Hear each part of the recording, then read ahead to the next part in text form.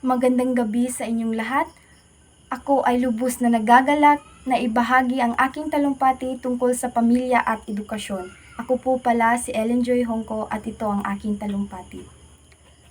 Ang pamilya ay isang haligi ng ating buhay. Sa bawat sulok ng tahanan, naroon ang pagmamahal at pag-aaruga na walang kapantay.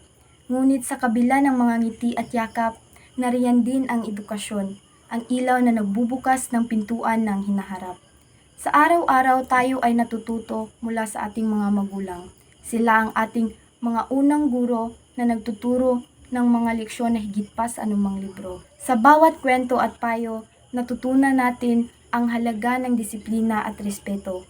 Ngunit hindi ito nagtatapos sa bahay lamang. Sa paaralan, ang ating mga guro ay patuloy na nagbibigay ng kaalaman at inspirasyon. Dito natin natutunan ang mga numerong hindi lamang para sa buhay mismo.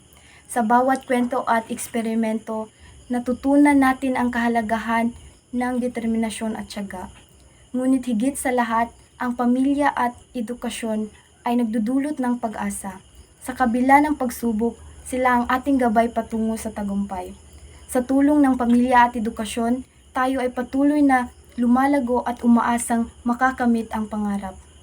Sa ating paglalakbay sa buhay, huwag nating kalimutan ang halaga ng pamilya at edukasyon. Sila ang haligi na nagbibigay sa atin ng lakas at inspirasyon sa ating buhay. Patuloy tayong magtutulungan at magtatagumpay para sa isang mas magandang kinabukasan. Maraming salamat po sa inyong pakikinig. Isang magandang gabi para sa ating lahat.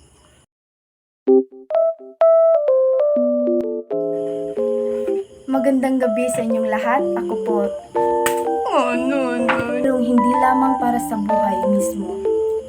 Sa bawat ay nagdudulot ng ang pamilya ay isang